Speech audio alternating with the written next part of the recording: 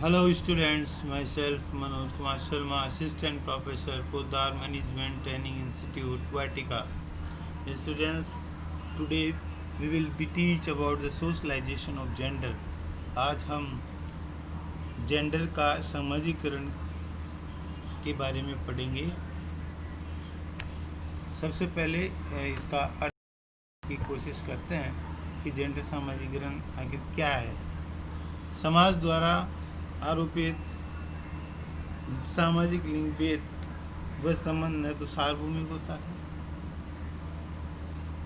और न ही ये स्थायी होता है। इसका जो प्रभाव है काल संस्कृति के साथ साथ बदलता रहता है तथा इन संस्कृति, पर्यावरण, आर्थिक, राजनीतिक घटकों का प्रभाव पड़ता है और बच्चे जन्म से ही अपने जेंडर के बारे में जानने और समझने लगते हैं। इसमें समाज द्वारा आरोपित ये बालक माता पिता, शिक्षक, शिक्षिका व बड़े बुजुर्गों से यही सीखते हैं कि सामाजिकरण की ये सारी जिंदगी या जीवन की इसकी प्रक्रिया चलती रहती है और इसके कारण से जो स्त्री और जो पुरुष का होता है वो मानसिकता इसी प्रकार की बचपन से ही उनमें डाली जाती है। ये इस प्रकार से रूथ हार्टले ने, जो जर्मन के बहुत बड़े विद्वान थे, उनके अनुसार जेंडर के आधारित सामाजिकरण को 4 प्रक्रियाओं के द्वारा बांटा गया है। इसमें अगर हम प्रक्रियाओं का तो ये चारों प्रक्रियाओं में सबसे पहली होती है छल योजना। छल योजना का तात्पर्य है कि सांचे में डालने की प्रक्रिया, कि किस तरह बच्चे का लालन पालन किया जाता है। देखा जाता है कि लड़कों को शुरू से सशक्त और स्वतंत्र रूप से देखा जाता है, जबकि संस्कृतियों जो विभिन्न राज्यों में जो है लागू है उसके अनुसार माताएं छोटी सी लड़की के कपड़ों को, बालों को ढंग से साज श्रृंगार की तरह काफ़ी ध्यान देती हैं और उसको जो है बार बार ये संबोधित करती है कि वो कितनी अच्छी लग रही है। बचपन से ही जो शारीरिक अनुभवों का बालकों और बालिकाओं पर गहन असर पड़ता है और इसके बारे में वो जानने लगते हैं। इसकी दूसरी जो है बिंदु है वो है धारा प्रवाहिता। धारा प्रवाहिता का तात्पर्य है कि लड़कों का ध्यान विशेष चीज़ों की तरफ निर्देशित किया जाता है, जैसे लड़कियों की खेलने के लिए गुड़िया, रसोई के बर्तन देना आदि, और लड़कों को खेलने के लिए बंदूक, कार, हवाई जहाज, ट्रेन जैसे खिलौनों को खेलने के लिए देना, प्रोत्साहित करना।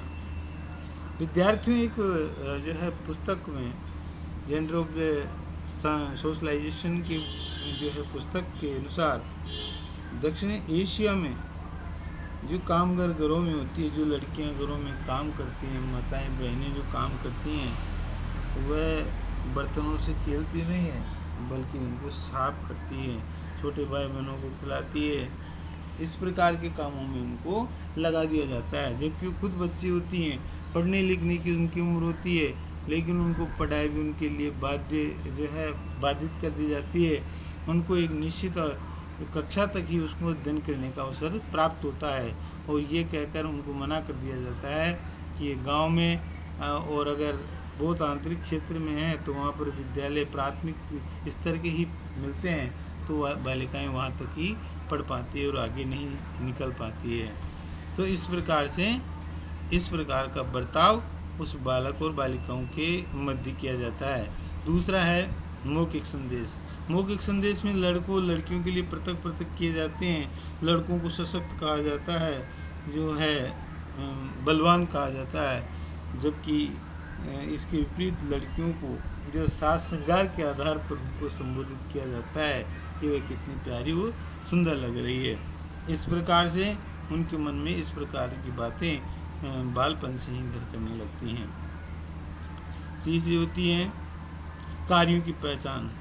कार्यों की पहचान लड़कियां बचपन से ही अपने पारंपरिक पुरुषोचित और स्त्रोचित गतिविधियाँ होती हैं। लड़कियां घर में माँ की मदद करती हैं, रसोई घर में जो है लड़की पिता के साथ जाकर बाहर का काम करते हैं। समुदाय के दोनों को लिंगों का अलगाव रखा जाता है। लड़कियां अलग वातावरण में रहती हैं, लड़के अलग वातावरण में रहते हैं। इनकी गतिविधियां पृथक पृथक होती है। इनके बैठने का जो है स्थान भी निर्धारित किया जाता है। तो इस प्रकार से समाज में जेंडर का जो है सामाजिकरण इसी प्रकार से किया जाता है। और ये कहा गया कि जेंडर का निर्माण सामाजिक ही होता है, यानी समाज के द्वारा ही किया जाता है। और परिवार जनरलाइजेशन की पहली धुरी मानी जाती है। लड़कियों को शुरू से उपेक्षा का शिकार होना पड़ता है।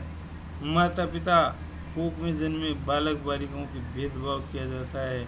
लड़कियों की अपेक्षा लड़कों को हर सुविधाएँ दी जाती हैं।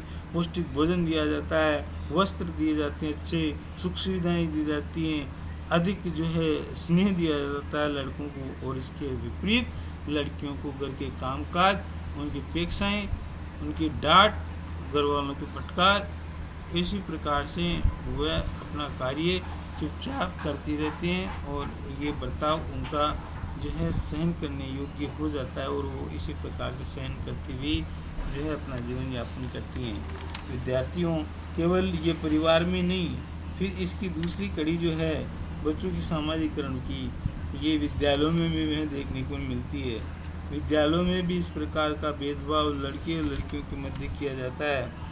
विद्यालयों में जो है आयोजित अनौपचारिक गतिविधियाँ जेंडर, ये जो है कुछ प्रमुख तथ्य आपके समक्ष हैं। सबसे पहला है प्रार्थना सभा में लड़के व लड़कियों की पृथक पंक्तियाँ प्रार्थना में बनाई जाती हैं और समय समय पर अध्यापकों और शिक्षकों के द्वारा लड़के व लड़कियों को अलग जो है खड़े होने के लिए कहा जाता है।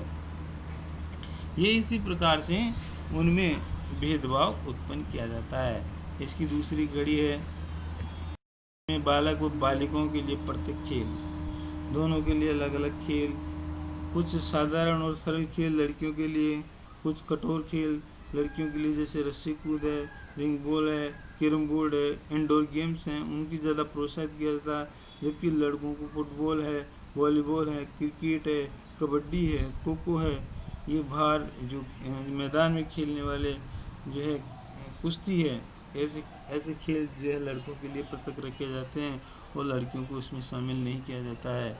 अब आगे हैं में 2 मॉनिटर्स की नियुक्ति करना। सह विद्यालयों में जहाँ पर लड़के और लड़कियाँ साथ साथ पढ़ते हैं, वहाँ पर ऊपरी तौर पर यह देखने को मिलता है दोनों को लिंग के समान दर्जा अवसर मिल रहे हैं, परंतु नियम ये होता है कि छात्रा मॉनिटर लड़कों को किसी प्रकार का आदेश नहीं देती हैं और केवल लड़कों का आदेश छात्र के लिए बनाए गए निर्धारित किए गए वह लड़का जिसको मॉनिटर बनाया गया है वही देता है। और जो है लड़कियों को जो है निर्देशित करती हैं। तो इस प्रकार से शिक्षकों के मन में भी इस प्रकार का भेद ये उत्पन्न होता है और वह जो है एक कक्षा में ही इस प्रकार के सामाजिकरण जेंडर के सामाजिकरण का शिकार होने लगती है।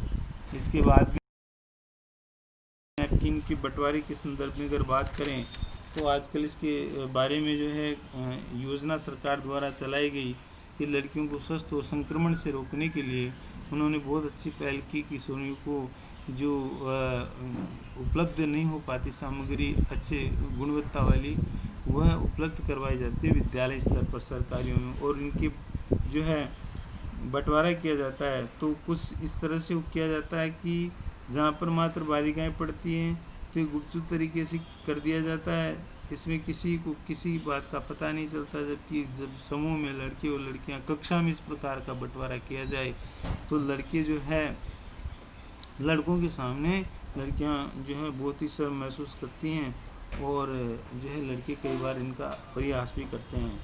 अगले फिर सिद्धांत अनौपचारिक संगठन और औपचारिक संगठन के साथ फिर से उपस्थित होंगे। तब तक के लिए हैव ए नाइस डे।